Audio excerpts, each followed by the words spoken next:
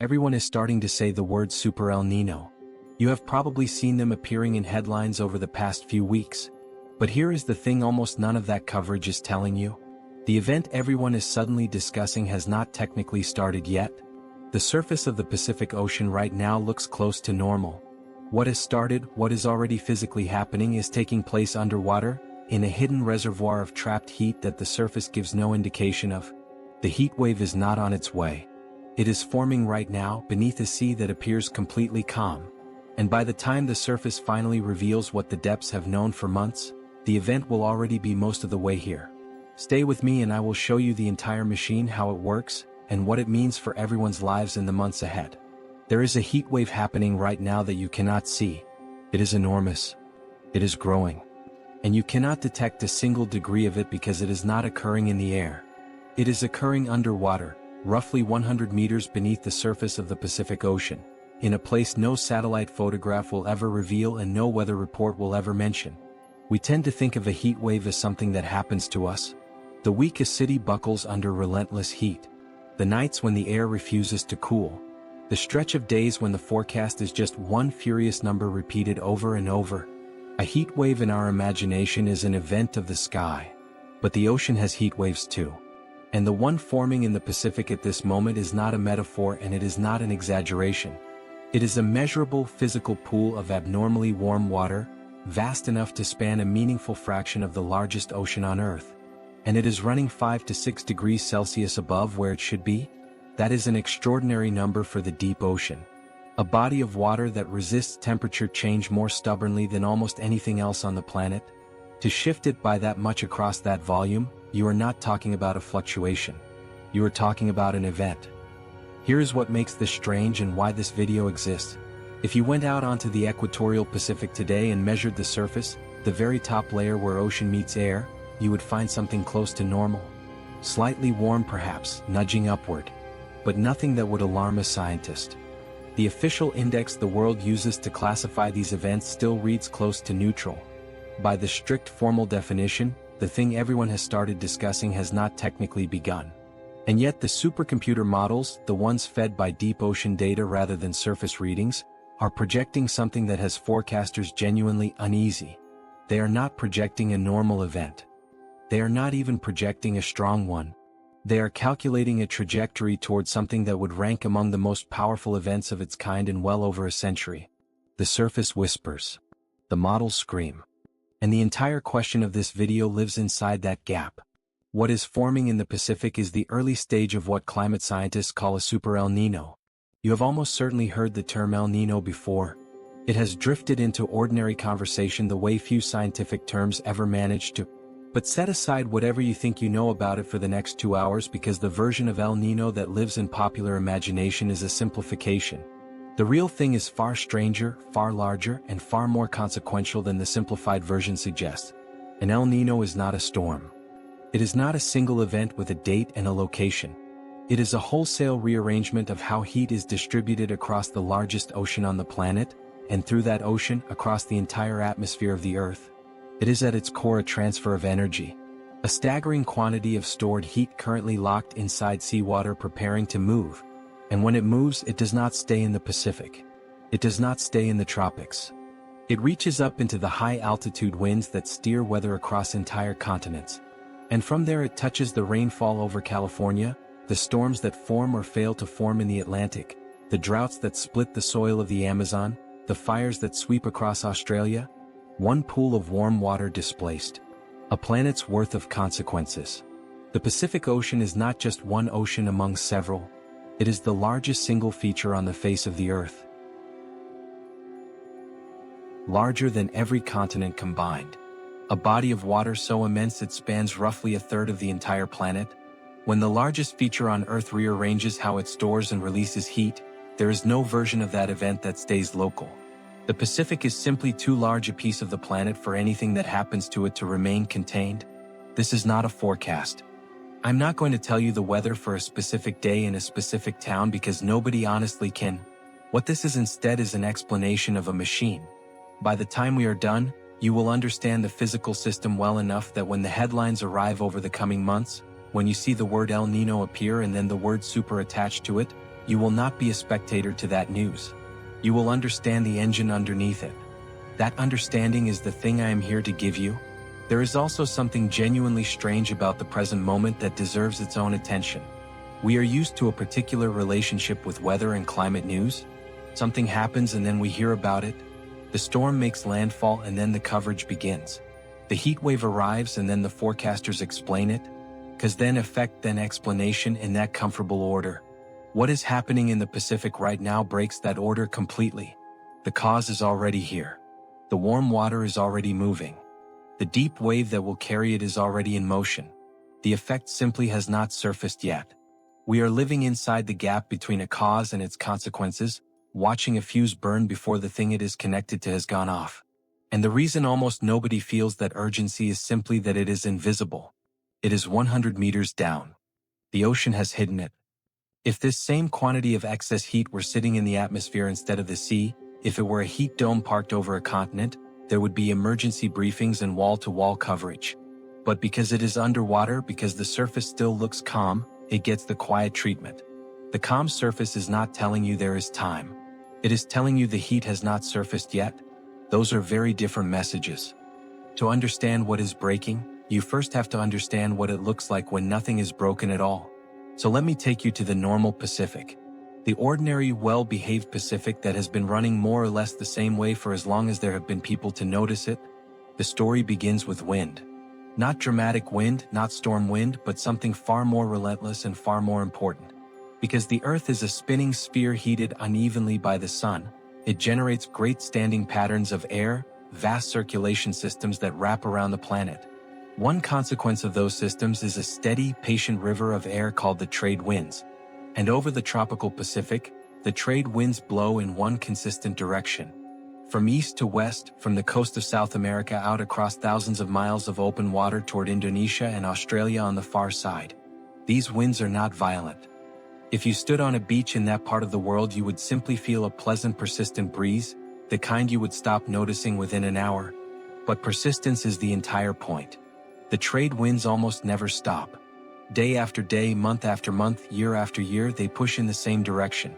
And when you push on the surface of an ocean steadily for years, the ocean responds. The wind dragging across the top of the sea physically pushes the warm surface water westward. And that water piles up.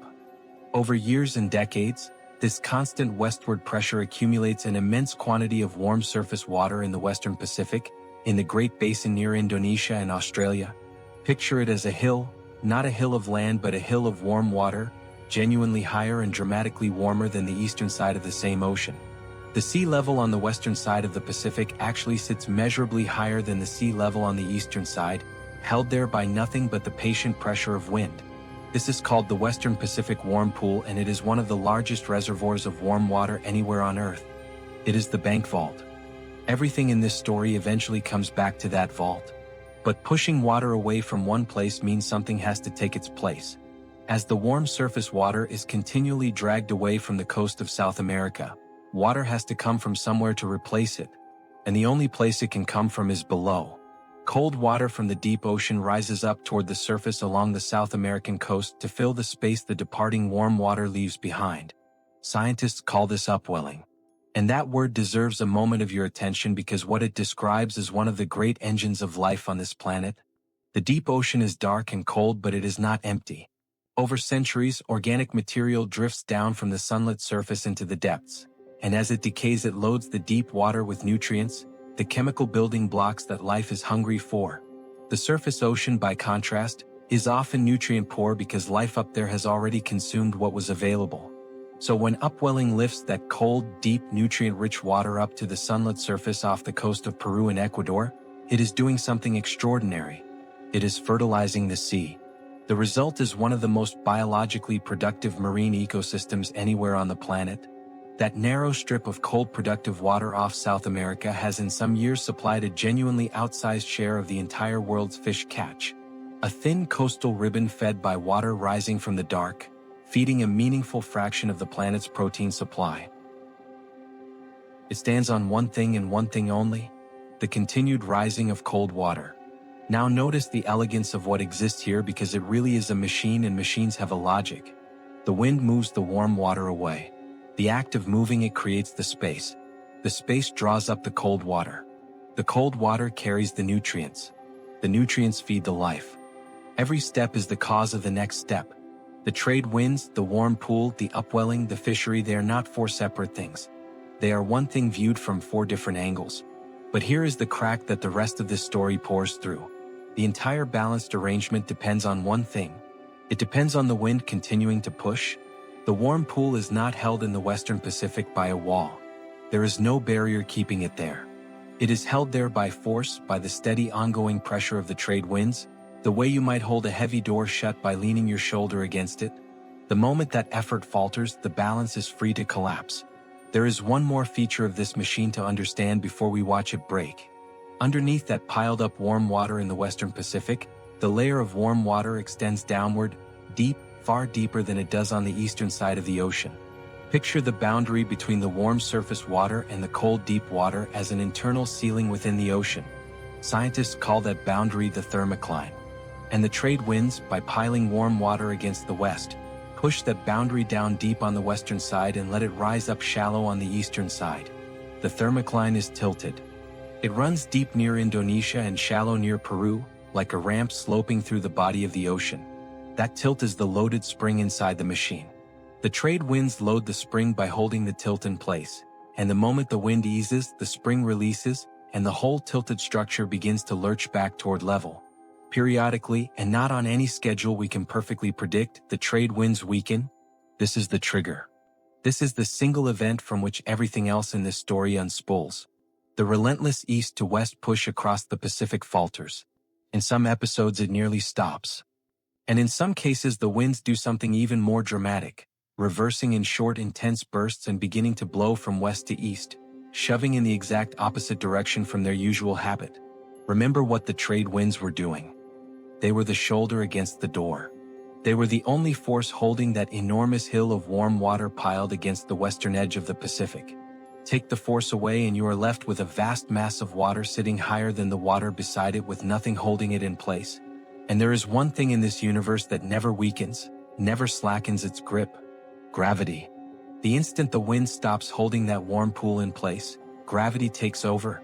Water cannot stay piled into a hill on its own. It flows. It seeks its level. And so that immense reservoir of warm water built up over years in the Western Pacific begins to move back east, sliding toward South America. This is the moment the heat wave you cannot see begins its journey. And how it travels is the most misunderstood part of the entire phenomenon. The warm water does not simply slosh across the surface like water tipping in a bathtub. A great deal of it travels as a wave, but not a wave on the surface. A wave that moves through the body of the ocean itself, deep below the top layer, a pulse of warm water propagating eastward along the equator, hidden under the skin of the sea. These deep waves are real. They are tracked. They are the physical engine of the thing the models are watching. A pulse of warm water gliding eastward beneath the surface, carrying the heat of the Western Pacific toward the Americas, while the surface above it gives almost nothing away. This is why the gap between what the surface shows and what the depths contain keeps recurring throughout this story. The heat is moving. It is genuinely, measurably on its way. But for much of its journey it travels beneath the waterline, and the surface is simply the last thing to feel it arrive. There is something genuinely strange about these deep waves because they behave in a way that defies everyday intuition. They travel along that internal boundary, the thermocline, the buried ceiling between warm and cold water. And because they travel within the body of the ocean rather than on its surface, they move slowly, taking weeks and months to cross the Pacific.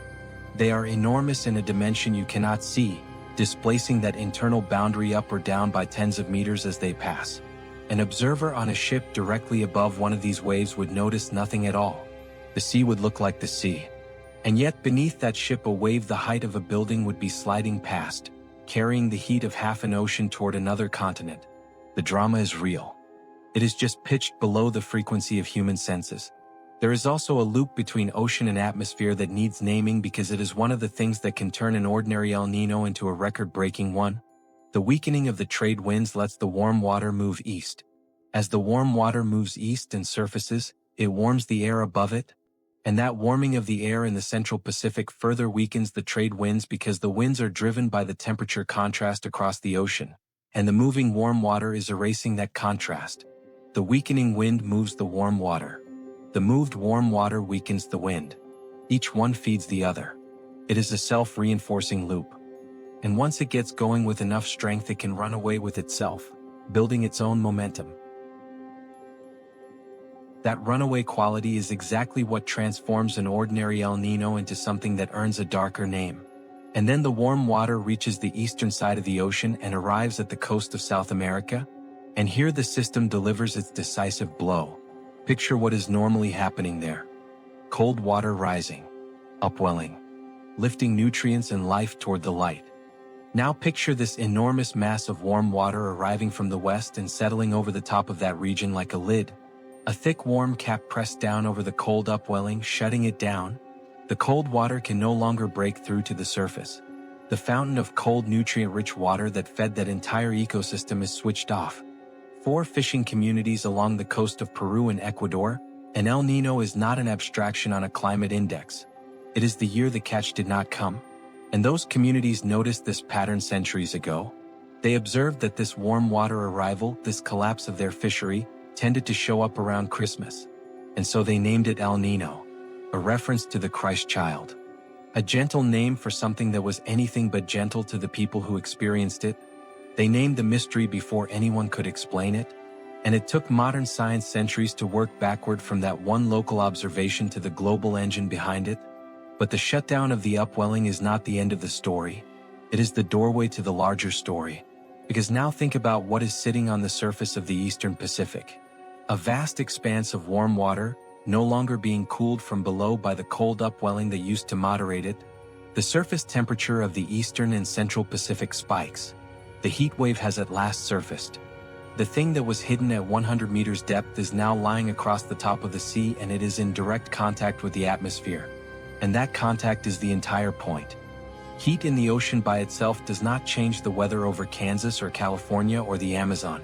Heat in the ocean is just warm water. But heat that has risen to the surface and is now in contact with the air begins to do what heat always does at a boundary. It transfers. The warm ocean surface radiates its heat upward into the atmosphere, and it pumps moisture upward because warm water evaporates faster. And warm, moisture-laden air is buoyant air, rising air. The raw fuel of clouds and storms and rainfall. Where the warm water surfaces, the air rises. And that rising is not a small or local thing. It becomes a vast zone of ascending air over the Central and Eastern Pacific. But the atmosphere is a closed system. Air that rises in one place must come back down somewhere else. So the appearance of this great rising zone over the Central Pacific does not just make it rainy over the Central Pacific.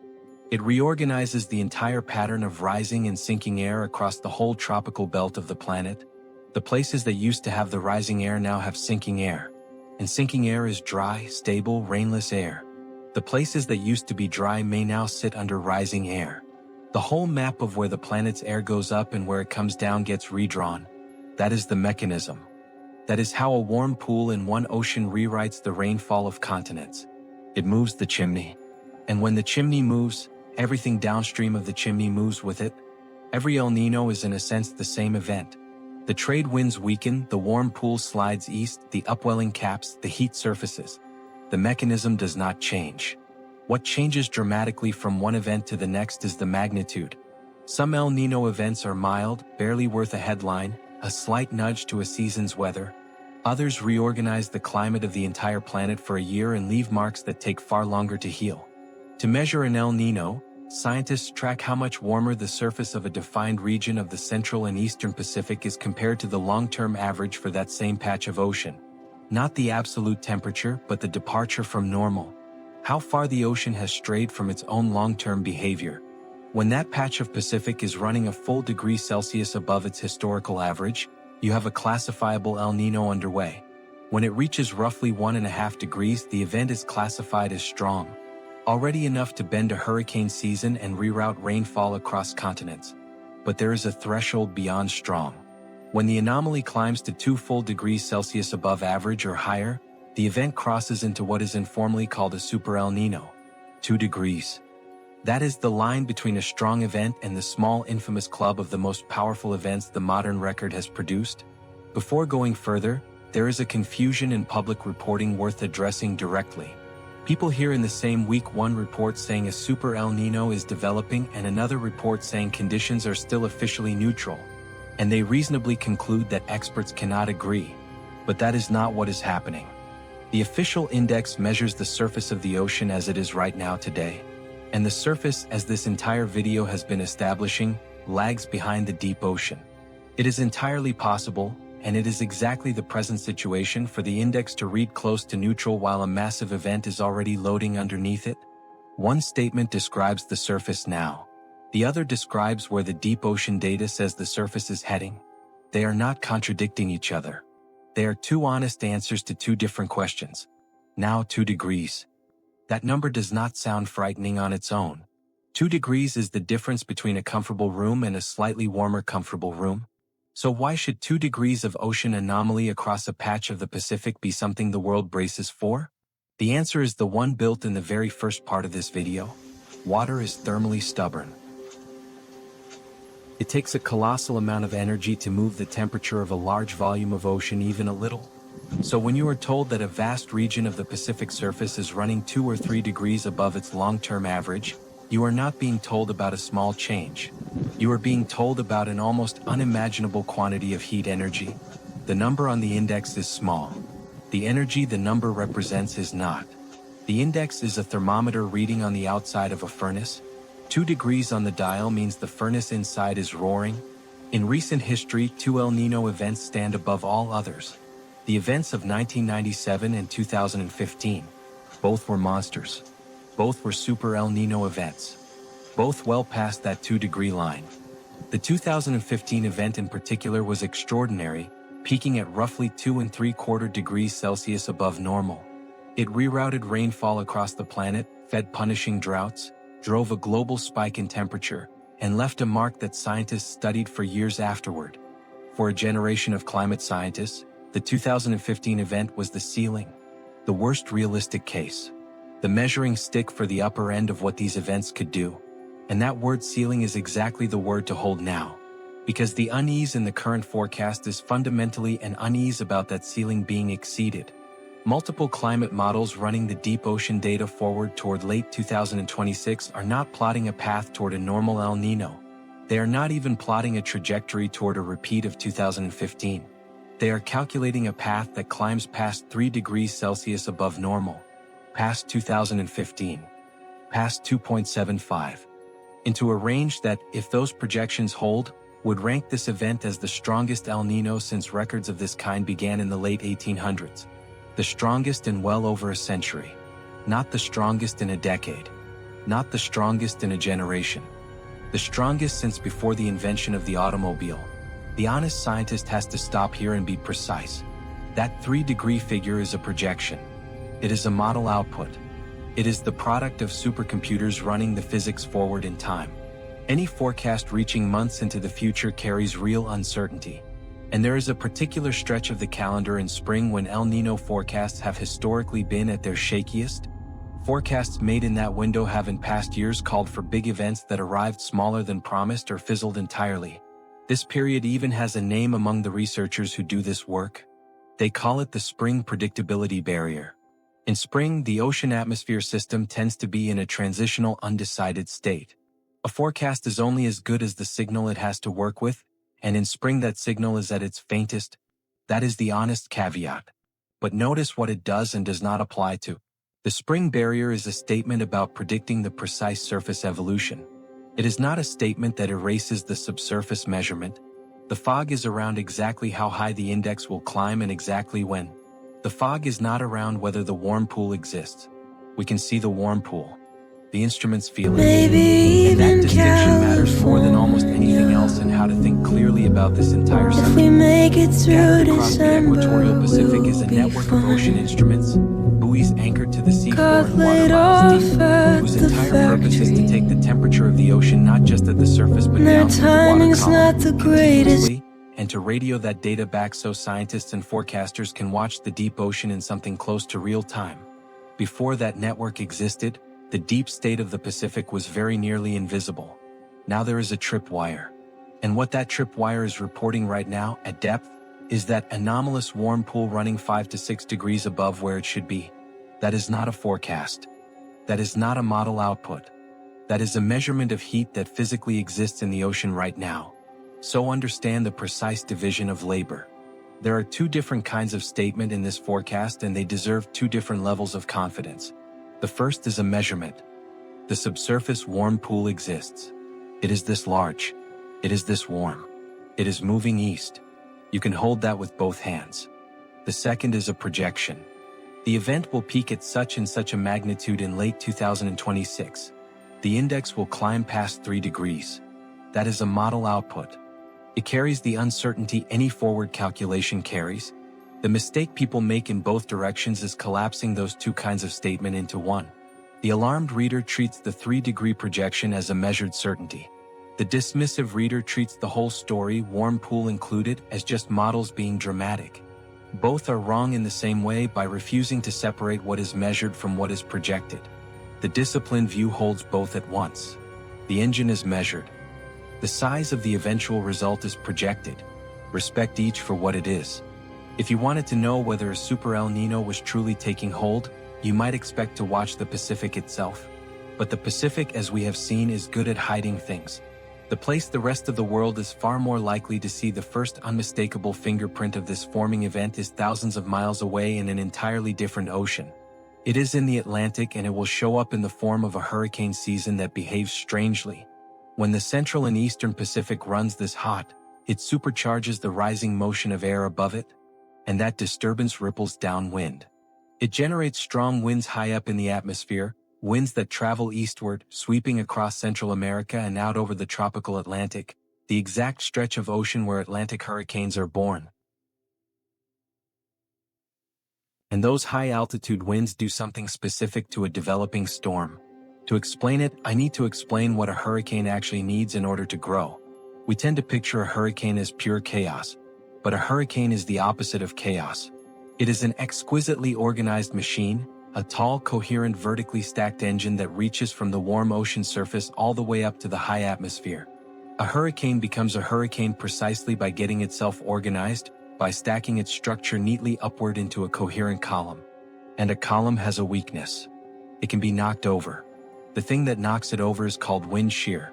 Wind shear is what you have when the wind at a low altitude is blowing in one direction or at one speed, and the wind high above it is blowing in a different direction or at a very different speed. When that happens, the atmosphere is effectively sliding past itself at different levels. And a young storm trying to build its tall, neat vertical structure in an atmosphere full of wind shear is like trying to stack chairs to the ceiling in a room where the floor and the ceiling are moving in opposite directions.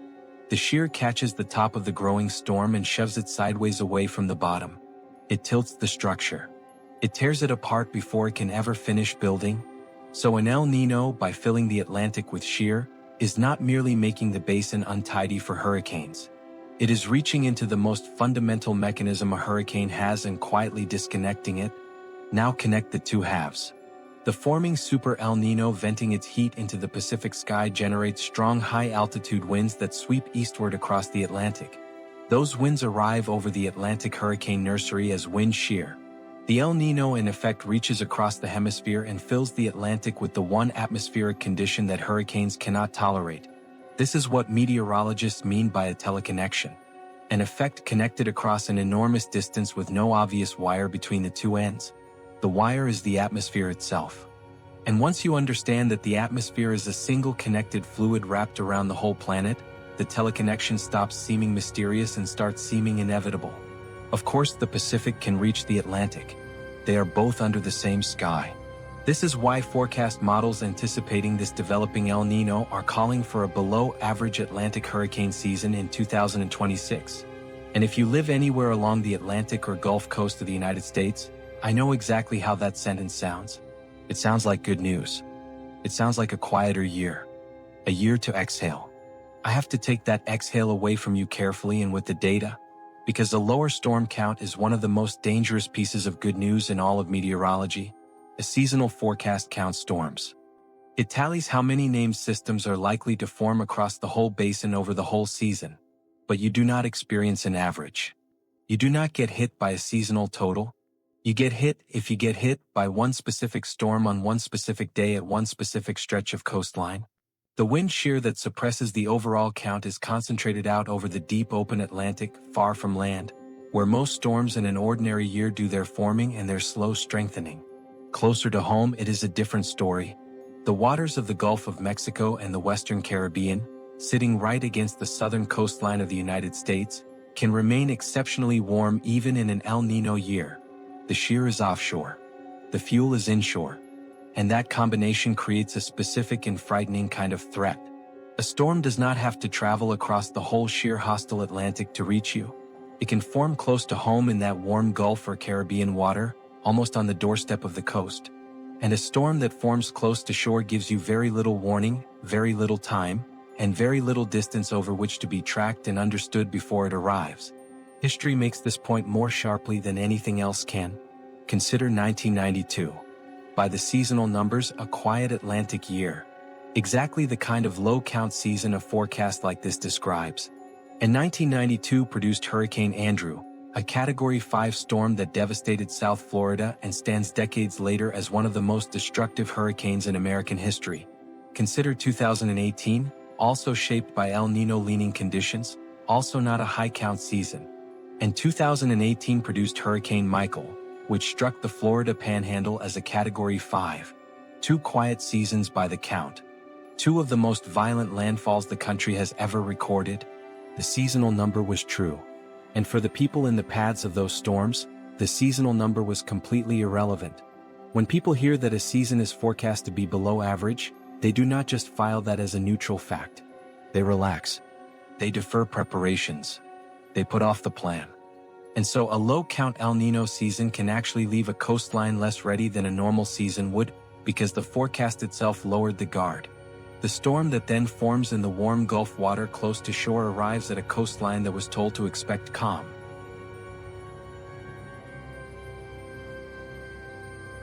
The lesson is one sentence. It only takes one. It only ever takes one storm finding the right water and the right moment to define a season and to change a coastline. As 2026 turns toward winter, the atmospheric chain reaction that began with a pool of trapped Pacific heat shifts directly over North America, and to follow it there, we need to meet the single most important character in the winter half of this story. It is not a storm. It is not a front. It is a river of wind several miles above your head called the subtropical jet stream. The jet streams are fast, narrow currents of air that flow high in the atmosphere, ribbons of wind that wrap around the planet and act as the great steering tracks of weather. Storms do not wander at random. They are guided, carried, and energized by these high-altitude rivers. And the position and strength of those rivers is not fixed. It responds to where the heat is. A jet stream forms along a boundary, a zone where warmer air and colder air meet. The sharper that temperature contrast, the faster the river of wind that runs along it. So the jet stream is, in effect, a wind generated by a temperature difference. And a super El Niño is fundamentally a giant new pile of heat dropped into the tropical Pacific.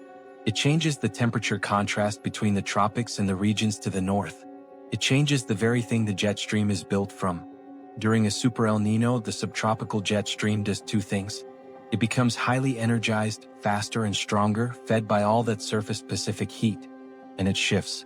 It dips southward, lowering down so that it runs directly across the southern tier of the United States, a region it does not always dominate.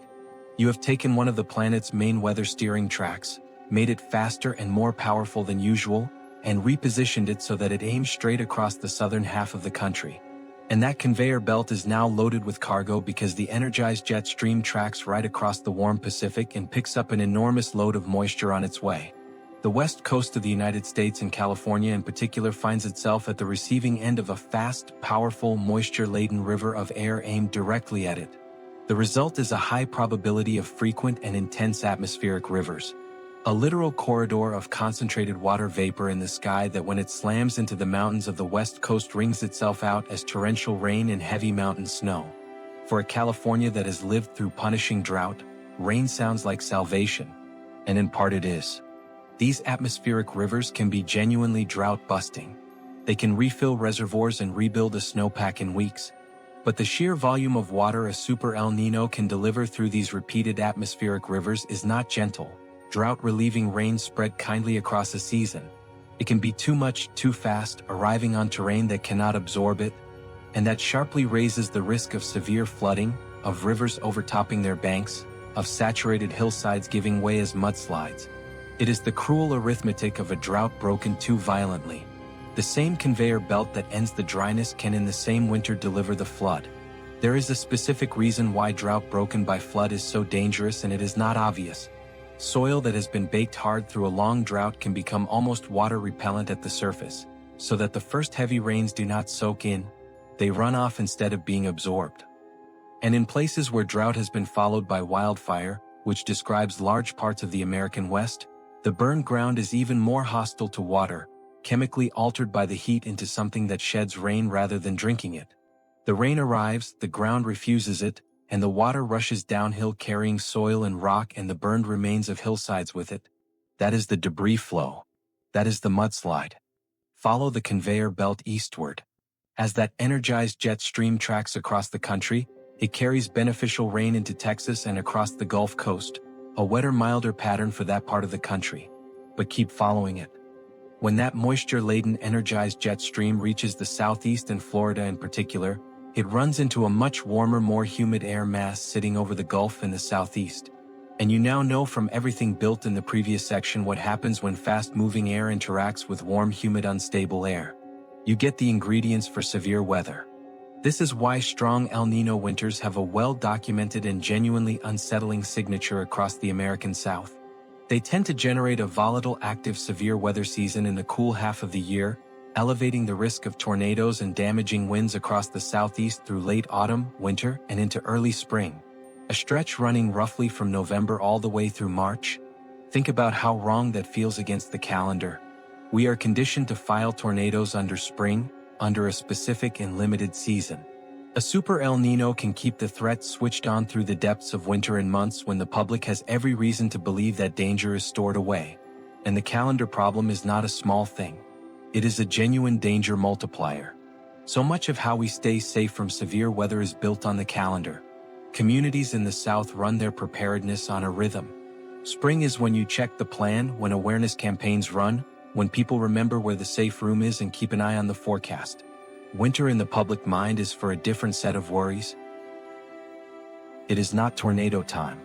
So when a super El Niño runs a volatile severe weather season straight through December and January, it is producing storms in the window when human alertness has been switched off. The energized jet stream does not just move the storms. It moves them out of the season we are watching for them. And then, to complete the North American picture, look to the opposite corner of the map. While the southern tier is being drenched by an energized moisture-loaded jet stream, the northern tier of the United States, the Pacific Northwest, and much of Canada tend to experience the mirror image.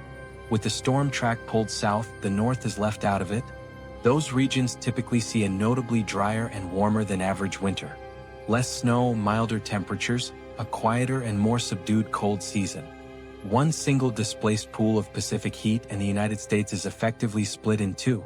A wet, stormy, dangerous southern half and a dry, mild, snow-starved northern half, with the energized jet stream drawn like a line between them. And a mild, dry winter in the north sounds like the easy option, the lucky corner. Perhaps day to day it is. But a dry northern winter carries its own quieter bill that comes due later. Across the northern tier and the mountain west, the winter snowpack is not just weather. It is storage. It is the reservoir that holds water through the cold months and releases it slowly through spring and summer, feeding rivers and soil and supplies that entire regions depend on through the dry season. A winter that runs warm and snow-starved fails to fill that storage.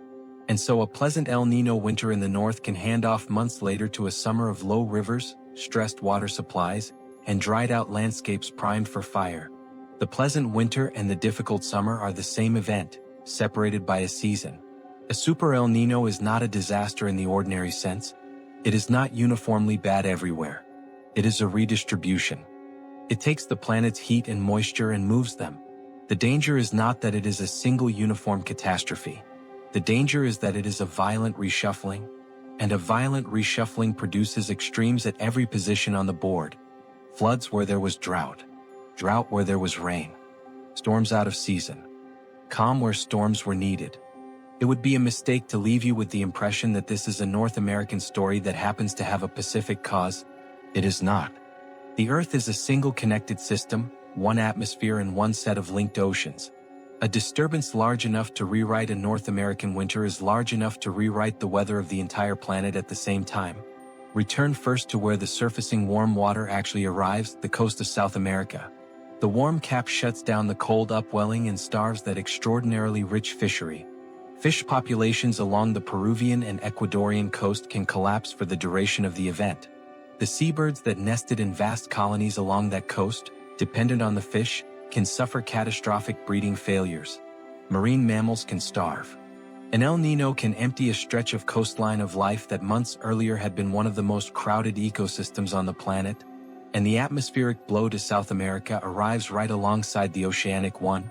All that warm surface water now sitting against the western coast of the continent vents heat and moisture into the sky, driving heavy sustained rainfall over the normally dry western coastal regions of Peru, Ecuador, and northern Chile. These are lands whose landscapes and infrastructure are shaped by the expectation of dryness, and an El Niño can deliver them months of punishing rain with a high risk of severe flooding and of infrastructure simply never built to handle water on that scale. And here the atmosphere does something that reveals more than almost anything else in this story how counterintuitive the system truly is. At the very same time the western coast of South America is drowning, the shift in atmospheric circulation can push the Amazon basin, the largest rainforest on Earth, towards severe drought. The same single event. The same pool of displaced Pacific heat can flood the Peruvian coast and dry out the Amazon in the same season. Drowning and drought on the same continent, both signed by the same hand. And the Amazon is not just any forest to lose moisture. The Amazon is a forest that to a remarkable degree makes its own rain. Moisture rises off the trees, forms cloud, falls again as rain, and is taken up and lifted again by the next stretch of forest. A cycle of water recycled across the basin many times before it ever leaves. The rainforest is not a passive recipient of rain. It is an active participant in producing it, which means a forest pushed into drought is a forest with a weakened ability to generate its own moisture. And a weakened moisture cycle deepens the drought. And a deepening drought weakens the cycle further, a loop that feeds on itself. Now cross back to where this whole story began, to Indonesia and Australia.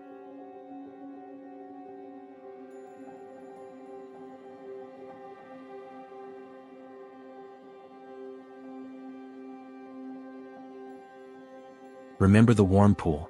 For years it sat piled against the western side of the ocean, and with it sat the clouds, the rising air, the reliable rainfall. But in an El Niño that warm pool has slid east toward the Americas. It has left home. And when the warm surface water departs the western Pacific, the storm clouds that traveled with it depart too. They follow the heat east. What gets left behind in the western Pacific is cooler water and stable sinking air. And sinking air does not make rain. Australia in a strong El Niño is left exposed to widespread drought. The reliable wet patterns falter. The moisture the continent depends on sets up somewhere else, thousands of miles away over a different ocean. And an Australia starved of that moisture, with its naturally fierce heat bearing down, faces a sharply elevated risk of severe fast-moving catastrophic wildfire. The same displaced pool of heat that floods a desert in Peru can on the far side of the Pacific prime a continent to burn. And the Australian fire risk has a particular structure worth explaining because it is the same drought-to-fire logic threatening the American West, only running on a different continent off the same Pacific trigger. A wet year in Australia grows grass and scrub and puts fuel on the landscape. Then the El Niño arrives. The rains fail and all that vegetation dries and cures, turning from living plant into standing fuel. Add the continent's own ferocious natural heat pressing down on a landscape carpeted with dried fuel and you have built step by step the conditions for fire on a scale that can outrun any human ability to fight it. The El Niño does not light the match. It does something more fundamental and more dangerous. It prepares the ground so thoroughly that almost any match will do. Hold the whole map in your mind for a moment because this is where the scale of it should truly land. One pool of warm water, currently hidden beneath the Pacific. From that single source. Flooding rains and a volatile tornado season across the American South. Atmospheric rivers and mudslides in California. A dry snow-starved winter across the northern states and Canada. A strangely quiet but dangerously close hurricane season in the Atlantic. Flooding on the Peruvian coast. Drought in the Amazon. drought and catastrophic fire risk across Australia. Every single one of those is the same heat surfacing and spreading and being carried by one connected atmosphere into every corner of the globe. This is not a list of unrelated disasters. It is one event wearing many faces. And you can trace every face back to that quiet, invisible warm pool we started with.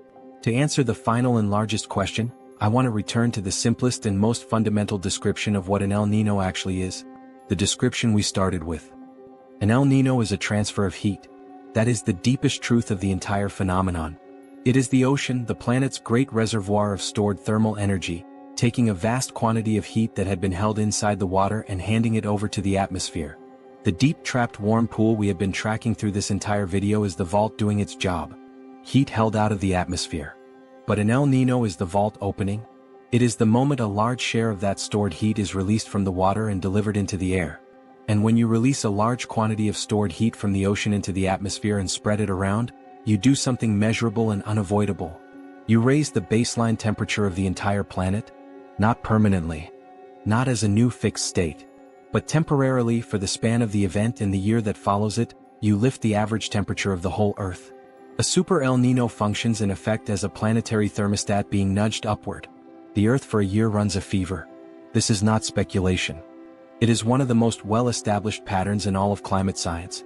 The hottest individual years humanity has ever recorded cluster with striking regularity around major El Niño events. The monster event of 2015 was followed by a global temperature record. The pattern is dependable enough that climate scientists looking ahead can say something genuinely remarkable. Based on the sheer quantity of heat already loaded into that hidden Pacific warm pool, the thermodynamics point to a clear and sobering probability. If this event surfaces and grows the way the deep ocean data suggests it can, then 2027 carries a high probability of becoming the warmest year in the entire recorded history of the planet. There is a subtlety in that timing worth catching. The peak of an El Niño and the peak of its effect on global temperature do not happen at the same moment. The event itself tends to crest around the turn of the year, but the planet's temperature response lags behind it because it takes time for all that released ocean heat to work its way fully through the atmosphere and register in the global average.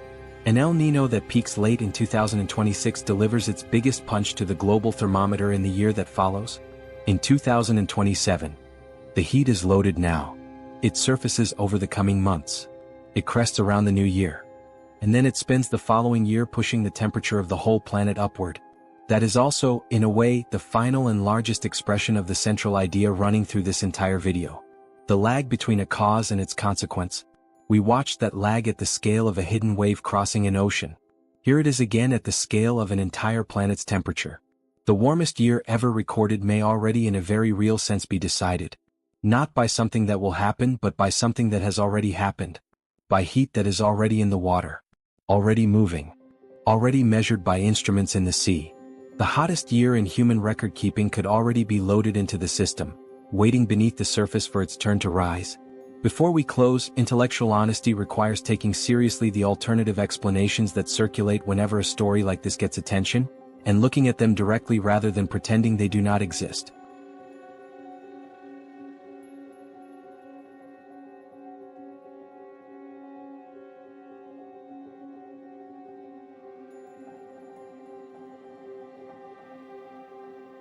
There is at this moment a heat wave forming in the Pacific Ocean. Not in the air where you could feel it, but roughly 100 meters beneath the surface, in a vast pool of trapped water running 5 to 6 degrees above where it belongs. The surface of the sea above it looks calm.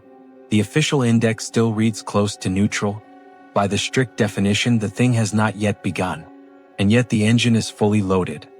The deep wave is already in motion. And the supercomputer models, reading that measured subsurface heat, are projecting an event beyond anything in well over 100 years. An event that would suppress a hurricane season while sharpening its danger. Rebuild the jet stream over North America. Flood one coast of South America while drying its rainforest. Prime a continent to burn. And very possibly carry the entire planet to the warmest year it has ever recorded. All of it, every consequence, traceable to that one quiet invisible pool of warm water. We began with a simple strange fact. The most consequential climate event now forming in the world is one that almost nobody can see because it is hiding underwater. And we end with the same fact. But it should land differently now. When you first heard it, it was just a curious claim. A heat wave you cannot see. Now you know what every word of it means. You know what the heat wave is.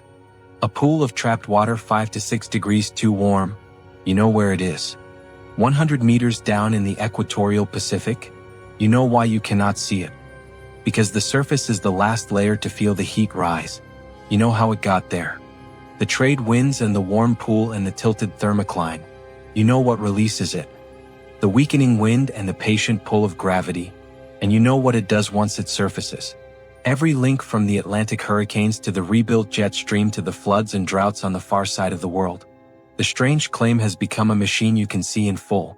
And a machine you can see is a machine you can reason about instead of simply fearing. The calm surface is not telling you there is time. It is telling you the heat has not surfaced yet. Those are very different messages. The heat is real. It is measured. It is already here and it is already moving. The only thing the ocean has not done yet is let you see it. So the real question is not whether this heat wave is coming. It is already coming. The question is the one that has been circling from the very first minute and now belongs to you to sit with. When all of that hidden heat finally finishes its long climb to the surface and the calm at last breaks, will the warning the models gave us turn out to have been the gift that it was? Or just the part of the story we understood and still were not ready for?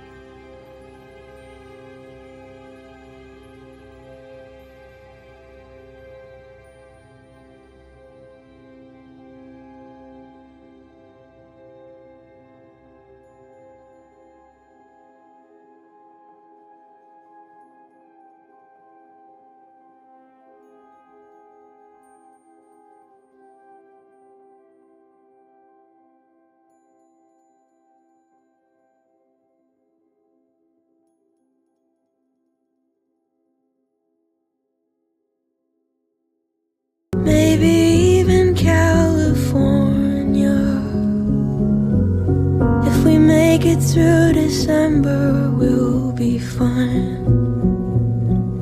Got laid off at the factory. Their timing's not the greatest.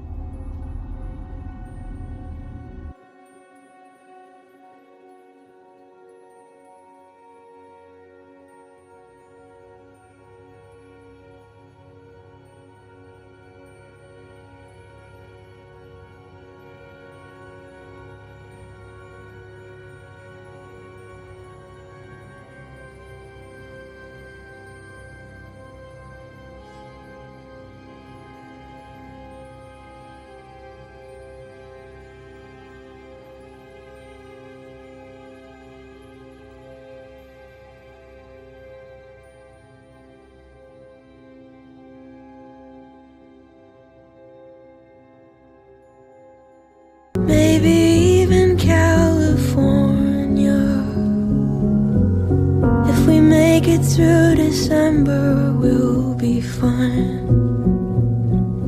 Got laid off at the factory, and their timing's not the greatest.